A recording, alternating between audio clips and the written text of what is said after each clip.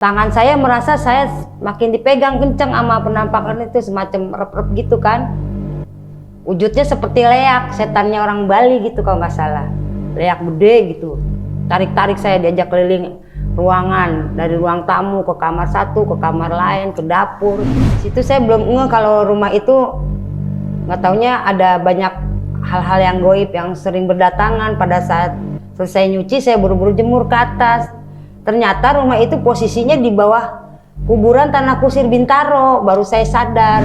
Dia teriak-teriak, dia nangis tapi nggak jelas. Dia panggil-panggil nama saya, Dewi, Dewi, kayak gitu nadanya. Istrinya langsung, Kak tolong Kak, suami saya gimana nih Kak, kenapa Kak? Saya keluar dari kamar, kenapa nih? Waduh, ini mah ketempelan yang tadi, udah nggak lain, nggak bukan, ngeyel sih nggak bisa dibilangin. Saya bilang gitu ke istrinya.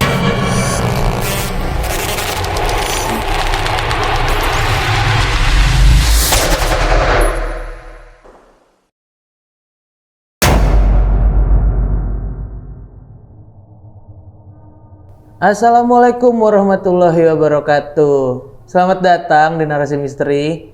Balik lagi sama gue Randy Mulya. Dan di Narasi Misteri kita akan menceritakan kisah-kisah pengalaman pribadi di luar nalar tapi terjadi pada para narasumber yang datang ke sini.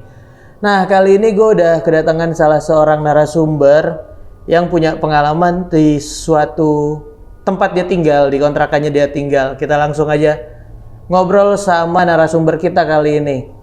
Halo Tante Dewi. Halo. Sehat ya? Alhamdulillah sehat. Nih Tante Dewi, Tante Dewi ini sempat tinggal di daerah mana tuh yang kejadian itu? Waktu itu pengalaman saya udah beberapa tahun yang lalu ya. Cuman tepatnya tahun berapa saya udah lupa. Pengalaman abis pulang kampung pada saat itu. Oh, ini domisili di daerah mana? Posisi waktu itu, waktu saya ngontrak di Bintaro. Zamannya ngekos, masih ABG dulu. Oh, masih ABG. Zaman ABG. Masih cakep-cakepnya ya? Nah, masih kece-kecenya. Sampai sekarang ya masih cakep. Masih pada kenceng. Nah, Tante Dewi boleh kasih kisi-kisi sedikit gak sih ini buat teman-teman di rumah tentang boleh. Apa yang kejadian waktu itu tuh? Boleh. Ya, kisi-kisinya ya pada saat saya habis pulang kampung, langsung istirahat, langsung tidur. Tiba-tiba ada beberapa sosok menghampiri saya, dan karena kondisi saya masih capek, belum terlelap ya kan, ada beberapa yang menunjukkan sosok yang nggak jelas di depan mata saya. Itu ini kejadian di kontrakan itu, iya di kontrakan yang di Bintaro itu yang saya bilang. Oh, di kontrakan yang di Bintaro. Bintaro. Dan berapa kali Tante Dewi ngalamin hal kayak gini? Kalau nggak salah ingat ya sekitar 3 kali atau 4 kali lah. Oh, semuanya di kontrakan Bintaro atau ada yang di tempat lain juga ada tuh? Tempat lain ada, tapi nggak jauh dari situ, masih sekitaran situ juga. Berarti lumayan sering ya Tante Dewi ngalamin hal kayak gini ya? Iya. Nah, kita tahan dulu nih buat ceritanya nih. Nah, buat teman-teman, tungguin videonya sampai habis, ditonton sampai habis. Jangan di skip, kalau mau di skip, skip aja iklannya. Dan buat kalian yang punya pengalaman pribadi juga, bisa banget ceritain di Narasi Misteri. Tinggal DM ke Instagramnya Narasi Misteri atau klik link yang ada di deskripsi.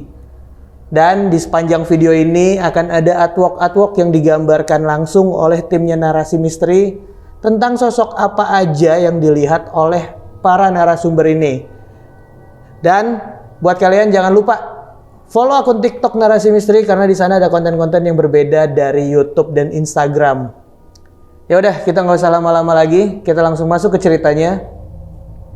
Karena di dunia ini bukan cuma kita yang nempatin.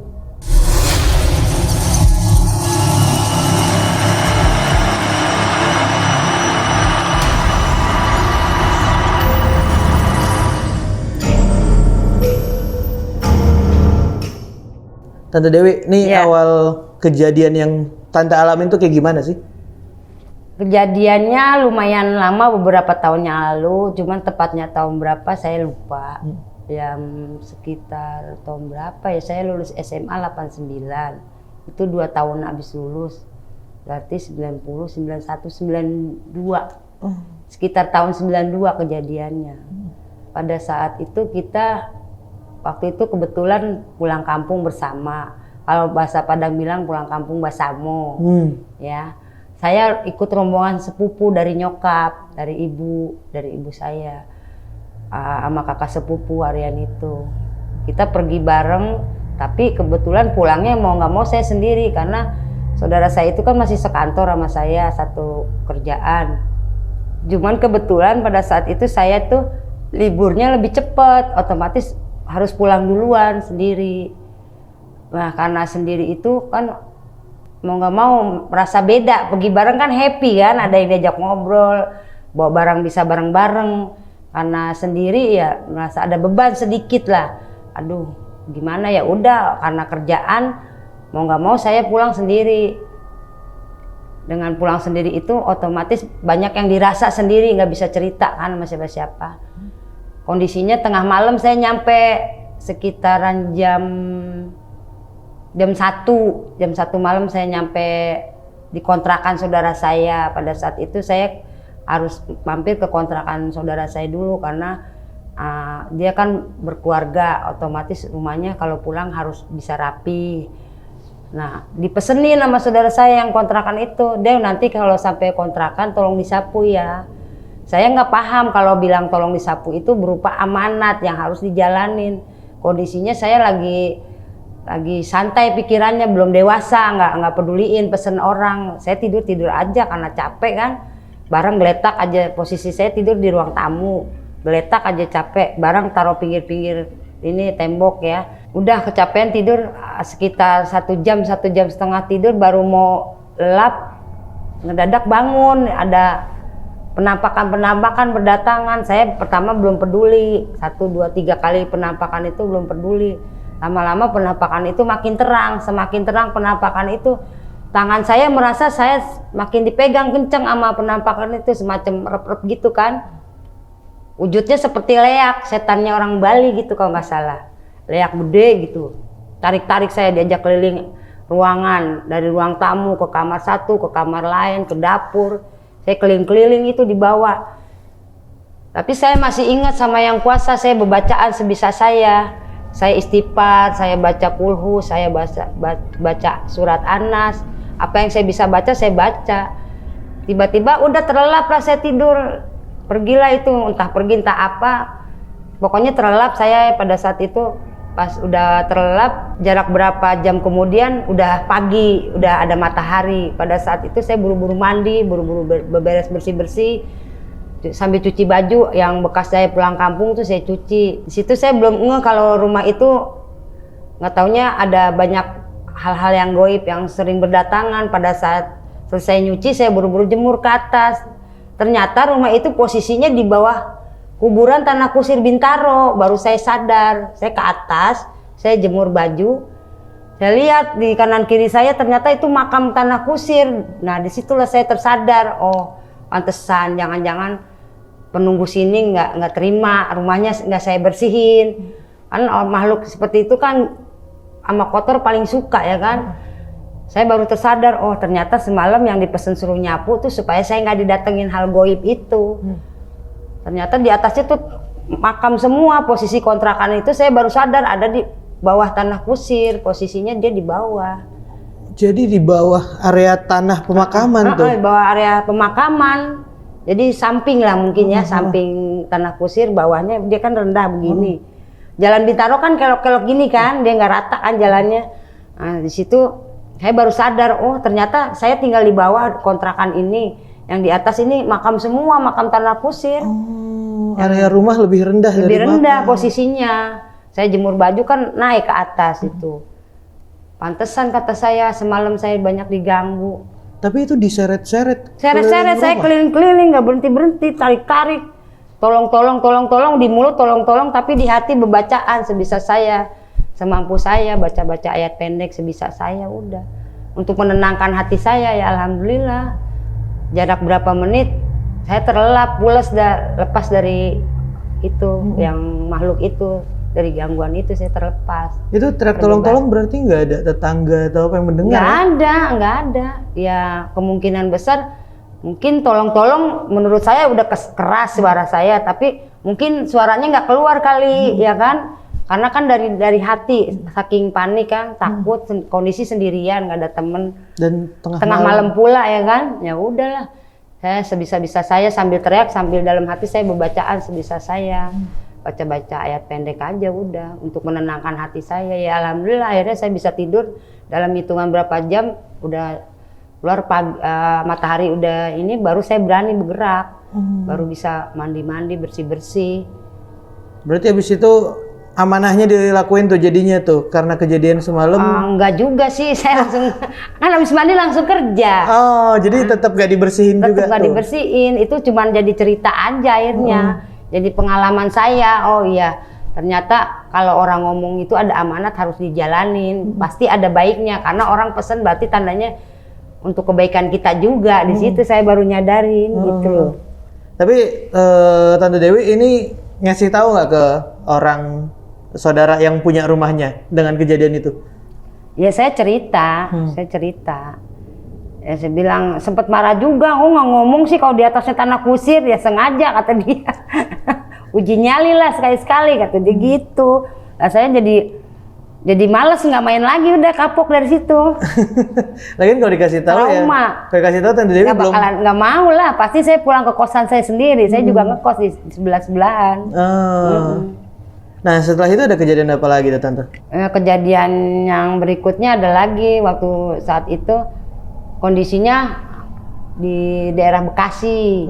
Ini udah lain wilayah, udah bukan di Bintaro lagi, di Bekasi, deket sama rumah kontrakan saya juga, keluarga saya. Pada saat itu saya kebetulan bisa nemenin adik ipar melahirkan. Kondisinya adik ipar itu kan pengantin baru, belum ada yang bantu-bantu, belum ada yang nemenin. Udah 3 hari dirawat di rumah sakit, hari keempatnya udah boleh pulang. Nah di hari ketiganya saya izin pulang duluan untuk beresin rumah kontrakannya dia. Kan baby mau pulang ke rumah kan kondisi rumah harus bersih kan. Saya bersih-bersih. Saya kondisinya pulang udah habis maghrib tuh, bersih-bersih beberes. Sekitar jam 10 saya udah mulai istirahat, tidur-tiduran, mulai mau tidur tuh udah terasa ngantuk. Saya posisi tidur di ruang tamu dan saya ngadep posisi tidurnya ngadep ke kanan. Saya usahakan ke kanan. Begitu berbalik ke kiri, langsung saya merasa kok ada yang aneh di depan saya. Di sebelah kamar tuh, kan kamar ada 2, saya kamar yang pertama tidur. Kamar kedua ada yang berdiri, sosok nenek-nenek zaman Belanda gitu. Serba putih, rambutnya semua bersih. Mukanya mirip-mirip orang Tionghoa, bersih banget. Dia pakai kebaya putih, kebaya encim putih, pakai penampilannya itu pakai kain panjang yang batik itu, dia pakai kain panjang sama kebaya putih, rambut putih semua. Tapi saya ngelihat dia nyaman, nggak takut, nggak apa. Tapi aneh juga kok ada yang nongol, liatin terus. Kita tatap-tatapan, tapi dalam keadaan nyaman, nggak ada aura negatif gitu, nggak saling menakuti atau saling menyakitan, nggak ada. Ada kali sekitar 5 menit dia ngeliatin saya, sekitar 5 menit ada. Saya lihat balik, saya karena merasa tenang saya lihat juga. Tapi sambil saya lihat saya tetap berbacaan dalam hati. Maksudnya kan biar gimana itu mengganggu ya kan. Karena saya merasa sendiri kok ada orang lain tiba-tiba yang hadir. Saya lihat-lihatan. Udah baca-bacaan saya nggak nyaman, saya berbacaan. Akhirnya bisa tidur pulas lagi. Begitu bangun tidur saya mau ke pasar. Beli persiapan buat adik ipar pulang, masak kan. Ketemu tetangga yang orang asli situ. Saya tanya sama tetangga saya, bilang, Del, ngomong-ngomong rumah ini yang punya dulu siapa ya? Kayaknya nenek-nenek bukannya, Del. Iya tuh nenek-nenek bener. Ciri-cirinya ini ya rambutnya putih semua kayak orang Belanda zaman dulu. Iya, bener tuh. Pakai kebaya encim, pakai kain panjang batik gitu ya, Del. Iya bener tuh. Iya dia orangnya itu yang punya rumah dulu aslinya, diwarisin ke anaknya, sama anaknya dikontrakin ke saya, ke adik ipar saya. Dari situ saya baru sadar, waduh berarti dia makhluk gaib dong.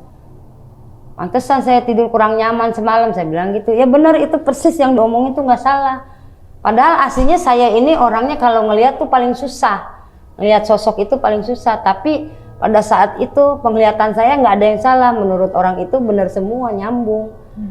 orang itu baik kok Teh, katanya. Emang baik, kita juga tatapannya saling baik, nggak ada amarah, nggak ada saling menakut-nakuti, nggak ada orang negatifnya, nggak ada, semuanya serba positif. Hanya sekedar mungkin saling tahu, dia pengen tahu saya juga pengen tahu dia itu. Ya kalau kita di dunia mah mungkin mau kenal aja, ini siapa, kamu siapa, saya siapa gitu. Tapi kita saling menghargai, nggak saling menyakiti. Ya lumayan bikin ini juga sih, merinding lah. Ini berapa lama dari tinggal di rumah itu tuh Tante? Sini sekitaran bedanya ya. kejadiannya. Dari ninggalin rumah itu sampai ketemu sama si nenek-nenek itu udah berapa lama tinggal di situ? Atau baru pindah atau? Baru pindah, baru jalan setahun pindah ke situ. Oh. Baru jalan setahun, terus ada ipar saya melahirkan, dia nggak ada yang bantu, otomatis kan saya yang nemenin karena posisi kontrakan saya berdekatan. Saya temenin dia lahiran, begitu besok dia mau pulang, saya pulang duluan. Saya mau bersih-bersih, mau ada bayi pulang kan, biar bersih. Oh, berarti baru setahun tinggal di situ. Baru setahun di situ. Ini berarti rumahnya si Tante Dewi atau rumahnya? Ada ipar. Rumahnya si ada ipar. Oh, Tante Dewi berarti lagi berkunjung aja ke sana karena berkunjung karena ada urusan ini baby. Oh, berarti dua-duanya di saat lagi berkunjung ya? Iya, lagi berkunjung. Dan langsung diajak kenalan karena siapa nih orang baru gitu ya? Karena saya bukan penghuni situ, orang baru, istilahnya cuma sekedar main aja, bertamu. Jadi setiap datang ke tempat baru dan nginep selalu ada kejadian-kejadian kayak gitu ya? Ada aja, iya. Dan anehnya saya tuh orangnya sensitif. Kalau nggak nyaman tuh cepet terasa. Tapi untuk melihat tuh susah. Dan saya emang nggak kepengen ketemu. Saya nggak ada keinginan yang mana sih orangnya kayak apa sih wujudnya, bentuknya. Saya bukan tipe begitu. Cuman bawaan saya tuh, bawaan di diri saya kalau ada sesuatu yang ganjil tuh terasa cepet. Tapi mau ngungkapinnya nggak nyaman mau ngungkapinnya. Di sini begini loh, begitu nggak, saya nggak tipe begitu, maksudnya nggak tipe sesumbar lah apa yang saya rasain. Karena kan pastinya orang itu kan punya pendapat beda-beda, punya rasa beda-beda. Kita kan nggak bisa menyamakan perasaan kita sama orang lain, kan nggak bisa. Iya benar. Gitu, makanya saya mau cerita. Kenapa? Karena pada saat kejadian itu saya memang lihat gitu. Sementara kan selama ini saya susah melihat, tapi ada saat-saat tertentu akhirnya saya ditunjukin gitu, diperlihatkan. Ada saat-saat tertentu saya diperlihatkan, walaupun saya sebenarnya nggak kepengen lihat dia, nggak kepengen. Tapi kenapa tiba-tiba mereka sendiri yang nongol depan saya gitu loh? Iya. Jadi kalau kalau orang nanya pun, kalau Tante nggak ngerasain aneh-aneh dan bener-bener bikin gangguan buat Tante juga nggak bakal cerita juga ya? Nggak bakal cerita, iya. Karena takut orang juga nerimanya beda. Iya. Pengalaman orang kan beda-beda. Otomatis pengalaman beda, pendapatnya juga pasti beda ya kan? Berarti Tante Dewi bukan yang dari kecil bisa ngeliat atau apa ya? Emang lagi itu aja kejadian. Saat-saat tertentu aja, kadang-kadang penampakan itu terlihat dengan sendirinya.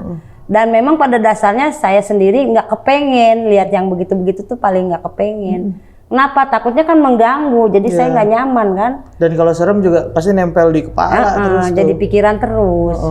Jadi nggak nyaman saya, kemana-mana saya merasa terganggu kan. Otomatis jadi sugesti lah, ya kan.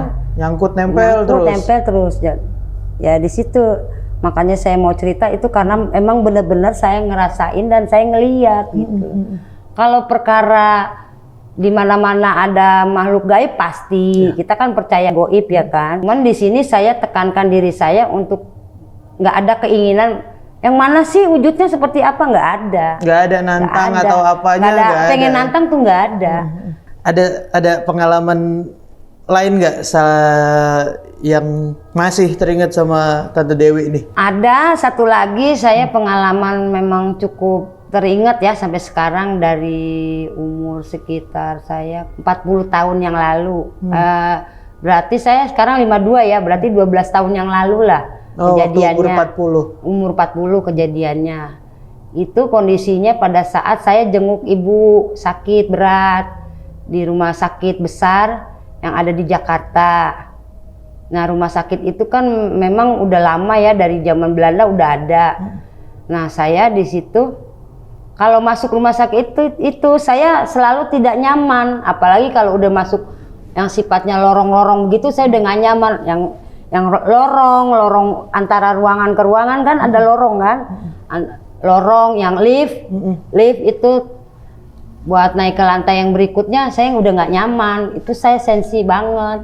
Walaupun saya nggak pernah sampai sekarang pun saya nggak pernah tahu wujudnya seperti apa. Kalau tidak nyaman pasti. Kalau biasanya kalau saya tidak nyaman itu ada, itu ada, tapi saya nggak kepengen lihat kayak apa sih. Saya bukan tipe penasaran. Nah pada saat itu adik kita tuh udah kondisinya udah mau pulang besuk ibu ya. Saya bertiga bersaudara. Saya paling tua. Adik saya 2 nih kembar, cewek sama cowok. Nah saya bertiga duduk-duduk di depan kamar siap-siap mau pulang. Pada saat duduk-duduk itu di depan tempat kita duduk itu kan pohon beringin besar tuh ya, pohon beringin paham kan? Yang udah puluhan tahun yang lalu lah. Otomatis kan mitosnya banyak penghuninya di situ, mitosnya kan pastinya kalau pohon udah puluhan tahun udah banyak penghuninya. Nah di situ saya duduk-duduk, adik saya ini ngelihat kucing lewat lagi hamil, kucing lagi hamil besar kayaknya udah mau lahiran tuh kucing ya. Adik saya tuh iseng kakinya senggol-senggol perutnya. Keluarlah darahnya sedikit, darah dari si kucing itu. Saya marah, saya bilang jangan, ini maghrib loh, bahaya loh, saya bilang. Ini pohon beringin lagi, saya bilang bahaya. Apa sih kamu, katanya. Kok percaya sama yang begitu-gitu? Adik saya tuh ngelawan kalau saya bilangin. Ya udah terserah ya, lo yang ngerasain. Kalau apa-apa jangan ngomong, saya bilang gitu sama dia. Udah yuk kita pulang. Pada saat pulang turun di daerah Bekasi itu saya belum ada kendaraan, saya jalan kaki karena kondisi kendaraan ke dalam nggak ada, saya jalan kaki bertiga. Karena dari rumah sakit saya perasaan udah nggak enak nih sama adik saya yang ngelawan mulu, yang ngeyel. Karena saya sendiri udah nggak nyaman gitu loh, gimana nih adik saya yang polos, yang pikirannya belum nyampe ke situ. Dari depan jalan utama tuh kita jalan kaki bertiga menuju ke tempat kita tinggal ya, kita masih bareng-bareng waktu itu, masih keluarga besar lah, satu rumah gitu di rumah orang tua. Nah si adik saya yang nyenggol kucing tadi tuh kan laki-laki, bilang lu hati-hati lu jangan begitu, bahaya nih maghrib, banyak ini lo gangguan maghrib tuh. Dia nggak percaya sama yang begitu-begitu. Ya udah pas jalan arah mau pulang tuh jalan kaki saya curiga sama adik saya yang ngelawan tadi tuh si Pani itu. Kalau jalan ngelonong duluan terus, maunya duluan terus dia maunya posisinya jalan tuh gelap. Lah kan aneh, tambah curiga lagi saya. Udah apa jalan yang bener lah, cari yang ada lampunya biar kita nggak kejeblos. Termasuk got susah kan bersihinnya, repot lagi kita masih jauh ke dalam, saya bilang gitu. Lo mah masih iniin aja begitu-begitu. Ini udah zaman apa, kata dia. Ya udah terserah lo ya, awas ya kalau ada apa-apa jangan ngeluh sama gue, lo lihat ya. Begitu sampai rumah udah kita istirahat, makan, tidur sekitar jam 1:30 tuh ya, 1:30 dia ini dari kamarnya tuh, dia kan udah married, ada istrinya juga. Dia teriak-teriak, dia nangis tapi nggak jelas. Dia panggil nama saya, Dewi kayak gitu nadanya. Istrinya langsung, Kak tolong Kak, suami saya gimana nih Kak, kenapa Kak? Saya keluar dari kamar, kenapa nih? Waduh, ini mah ketempelan yang tadi, udah nggak lain nggak bukan, ngeyel sih nggak bisa dibilangin. Saya bilang gitu ke istrinya. Udah saya panggil orang bisa, tetangga saya kan ada orang Ambon tuh, Ambon Putih. Dia bisa ngobatin lah secara spiritual, kebatinan tuh bisa, ngusir makhluk halus juga bisa dia. Konon orang di rumah tuh pada cerita seperti itu, pengalaman di sekitaran udah banyak yang minta tolong ke dia. Saya panggil tuh orang Ambon itu, dia datang 7 orang, 7-7-nya didatengin sama orang Ambon itu, ditamparin semua sama dia, nggak ada yang bisa ngelawan, pada mental semua, karena kan bukan tenaga dia, tetangga makhluk yang nempel di badan dia. Saya sih udah pilih itu yang nempel nggak jauh, nggak bukan yang dari rumah sakit, karena di rumah sakit itu pengalaman udah banyak orang kalau nggak kuat berobat, istilahnya nggak kuat dirawat inap cuma sebulan, 2 bulan, setahun, 2 tahun, kalau penyakit menurun kan dia berbulan-bulan, bisa tahun-tahunan dirawat, ujung-ujungnya bunuh diri kamar mandi rata-rata. Saya udah feeling ini orang yang wujud yang di kamar mandi ngikut ke badan dia. Masa suara cowok jadi suara cewek, Dewi sini, Dewi, gitu. Ya otomatis kita semua gimana ya, panik. Gimana ini caranya? Udah saya aja panggil orang Ambon Putih itu untuk ngobatin dia. Selang berapa jam begitu lagi. Ya itu ya lumayan berkesan bagi saya buat pengalaman. Jadi biar bagaimanapun kita hidup bukan kita aja loh di dunia ini, nyata ada goib itu ada, harus dipercayai. Kalau makhluk goib itu memang ada. Jadi kita otomatis harus menghargai lah satu sama lain supaya hidup kita stabil, nggak ada gangguan ya kan. Itu endingnya gimana tuh Tante? Ya, Tadi itu yang setelahnya. endingnya ya adik saya itu akhirnya capean sendiri, pingsan, ujung-ujungnya pingsan. Udah 2 kali berontak, ditenangin sama orang pinter itu, dia pingsan ujung-ujungnya baru bisa tertidur. Oh. Gitu, baru pingsan dulu baru dia tertidur. Kita udah panik, dikirain mau lewat gimana gitu kan, masa bisa sampai lewat. Tapi kata orang pinter itu, nggak apa-apa Bu, ini mah cuman ini aja kecapean. Tadi kan dia habis tamparin kita, dia capek sendiri. Dia pingsan tuh kecapean, ntar lagi juga tidur Bu. Alhamdulillah dikasih lada bumbu dapur itu di jempolnya diteken, baru bisa tidur dia. Oh, yang ngelakuin itu sih Orang Ambon itu. Nah, diobatin sama dia akhirnya sama dia. sampai kecapean dan tidur sendiri. Tidur sendiri, tapi sebelum tidur pingsan dulu. Kita sempat kaget kan, tiba-tiba dia jatuh gitu kan, kaget. Tadinya dia meronta-ronta, matanya merah, tangannya kemana-mana, mukulin yang ada. Capek, blek aja jatuh di tempat tidur, pingsan. Nggak lama ditekan jempolnya langsung tertidur. Udah enak dia, udah tidur. Ini udah nggak pingsan lagi. Baru kita tenang masuk kamar masing-masing. Setelahnya besokannya atau ini adiknya Tante itu gimana? Iya, bangun tidur deh ini langsung cerita ngeluh. Semalam kayaknya gue nggak enak deh, ngimpi serem, kata dia. Mimpi serem, dia bilang. Bukan ngimpi lagi, lu ngamuk beneran Pan, saya bilang gitu. Kok bisa gitu ya, kok bisa gitu. Ingat gak kemarin maghrib di rumah sakit dilarang, nggak mau, ini nggak mau. Ngerasain kan, iya ya Dewi ya begitu, au alap. Dia bilang gitu aja, makanya dengerin kalau orang ngomong dipakai. Iya jadi nggak enak, badan sakit semua katanya. Iyalah sakit, amuk-amukan, 7 orang ditamparin satu-satu, mental semua. Jadi bukan nampar tuh bukan tenaga dia sendiri kan, otomatis ada yang ngendaliin ya kan. Terasanya pagi dia bangun tidur sakit semua badannya, apalagi tangannya panas paginya.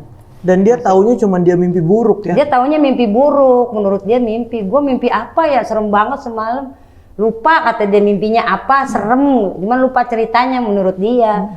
Itu bukan mimpi, nyata.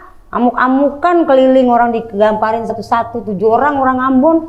Gimana nggak serem-serem kan, pasti kan orangnya gagah-gagah ya biasanya kalau orang sono kan. Kalau secara normal nggak ada yang masukin dia mah ilmu goib, hal yang goib kan, nggak mungkin dia bisa kuat segitu. Ya, bisa dipegang bisa lah. Bisa dipegang, nih nggak ada yang bisa megang dia, beronta-ronta terus. Itu yang benar-benar jadi pengalaman lagi, saya nambah pengalaman saya. Ternyata ya memang benar goib itu ada, memang kita diwajibkan menghargai, tapi bukan berarti kita menyembah dia. Untuk sekedar kita menghargai dan kita tahu dunia kita tuh ada macam-macam wujudnya, bentuknya, ya itu pengalaman saya nambah dari situ. Ada loh. Jadi apa namanya di situ, jadi kita nambah keyakinan kita sama yang kuasa. Dan buat lebih hati-hati juga hati-hati ya. ke depan, kita kalau ke suatu tempat harus ingat sama yang kuasa, apa yang kita bisa baca di dalam hati, terutama yang positif lah, hati kita positif, ya mudah-mudahan hal-hal goib itu susah ikut ke badan kita. Benar-benar. Dan bisa sehat terus yang penting lah ya. Iya, sehat terus. Ya soalnya kalau gitu-gitu nyangkut ke kita kan bisa ngaruh sama kondisi fisik kita juga Tante ya. Iya. Wah. Iya. Dan yang terakhir banyak yang nyaksiin ya dengan kejadian banyak. Adeknya itu kesurupan banyak, itu. kita ya. kan keluarga besar. Tetangga juga tahu kan otomatis, ngapain nih manggil Pak Haji, kumpul semua orang, ada apa ini? Rame dong di rumah malam Rame lah itu. di rumah tengah malam, jadi kita ngumpulin orang. Dia kan teriak-teriak, semua orang dengar. Kondisi tengah malam. Kita udah pada tidur lelap kan, ada suara gitu jadi aneh. Iya. Tante Dewi, berarti itu kejadian-kejadian yang paling teringat ya di luar kejadian-kejadian kecil ya. Yang paling membekas di hati saya dan pikiran saya. Dan bisa jadi acuan buat yang muda-muda mengingatkan. Biar bagaimanapun cerita ini nggak kosong, ada pengalamannya. Gitu. Betul, biar bisa diambil sisi positifnya. Yang kalaupun ada hal-hal negatif itu bisa dibuang. Paling nggak kita dapat ini ya, dapat bisa diambil hikmahnya, hal-hal baiknya bisa diambil ya. Tante, katanya nih. Tante Dewi ini biasa main apa ya, kartu atau apa istilahnya apa sih? Kartu, jadi peramal. Oh iya? Iya, meramal kehidupan ke depan. Pakai kartu apa? Pakai kartu remi, itu rancangan saya sendiri, bukan belajar dari mana-mana, saya dapat sendiri. Pakai kartu remi yang buat main? Remi buat orang main judi, tapi disitulah letaknya saya berpikir gini, sesuatu itu tergantung dari niat. Kayak kartu remi, otomatis kan konotasinya judi. Ya. Saya di sini, saya memang orangnya agak beda. Orang tuh pada umumnya judi. Di saya alihkan balik yang positif. Ini biasanya jadi judi. Nggak ada salahnya kalau ini bisa jadi acuan membangun positif mental orang, termasuk mental saya juga gitu, membangun sisi positif. Dari setiap orang yang saya ajak ngobrol, gitu. Dan itu bisa dipakai buat inilah ya media konsultasi. Media konsultasi. Ya, bisa jadi ancang-ancang buat jadi hal baik, hal buruk. Ya walaupun tetap jangan dipercaya 100% gitu tidak ya. Untuk dipercayain. Tetap di situ ada batasannya sebagai motivasi. Gitu. Bener ada banget batasannya. Karena biar bagaimanapun saya masih percaya yang Maha Kuasa Allah Subhanahu Wa Taala, saya percaya. Meramal saya di sini membuat orang untuk lebih memberi sugesti positif. Supaya orang yang ragu melangkah saya arahkan positif. Jangan sampai dia salah jalan. Akhirnya dia kecewa itu. Dan yang orang yang lagi kecewa, biar dia lebih semangat lagi hidupnya. Bener. Ternyata hidup ini lebih indah dari yang dipikirkan gitu. Bener banget tuh. Karena ya kita tetap butuh tempat buat bercerita apapun masalah ya. Iya pastinya. Karena kan semakin tambah umur, pengalaman kita makin banyak. Dan kejadian-kejadian kedepannya kan kita harus siap mental menghadapi kehidupan ke depannya. Kalau mental kita lemah, ya hidup kita sia-sia kan? Iya, jalaninnya nggak semangat juga. Nggak ada artinya, hampa. Ya itulah. Buat temen-temen nih yang mau nyoba cerita-cerita lewat kartu remi Tante Dewi nih. Iya. Kalau Instagram ada nggak? Nggak ada ya? Instagram nggak ada. Mungkin Instagram anaknya Tante Dewi nggak main sosial media ya? Enggak. Oke. Paling kalau Instagram anaknya aja nanti yang dimasukin gimana? Iya, boleh. Nggak apa-apa? Nggak apa-apa. Nah nanti buat kalian yang mau tahu atau mau nyoba itu ngobrol-ngobrol sama Tante Dewi tentang gimana sih yang tadi kartu remi yang tadi dijelasin sama Tante Dewi, kalian bisa klik link Instagram yang ada di deskripsi di bawah, nanti gue masukin di sana. Tante Dewi, terima kasih. Sekali lagi terima kasih banyak ya. Sama-sama. Sehat-sehat terus, kedepannya bahagia terus. Amin. Dan apapun yang dilakuin nanti semoga dilancarkan. Amin. Nah, buat teman-teman yang punya pengalaman juga, kalian bisa ceritain juga di Narasi Misteri. Kalian tinggal DM ke Instagramnya Narasi Misteri atau klik link yang ada di deskripsi di bawah. Dan terima kasih banyak untuk kalian semua yang sudah nonton video ini sampai habis. Jangan lupa di komen gimana tadi cerita pengalaman dari Tante Dewi. Dan kalian bisa like dan share juga biar kita bisa meneruskan konten-konten pengalaman di luar nalar orang-orang yang ada di luar sana. Dan jangan lupa nyalain lonceng notifikasi biar setiap uploadan dari Narasi Misteri kalian bisa dapat notifnya segera. Dan jangan lupa follow akun TikToknya Narasi Misteri karena di sana ada konten-konten yang berbeda dari YouTube dan Instagram. Ya udah kalau gitu, Randy Mulya pamit, Tante Dewi juga pamit. Iya pamit, makasih semuanya. Terima kasih banyak Tante. Karena di dunia ini bukan cuman kita yang nempatin,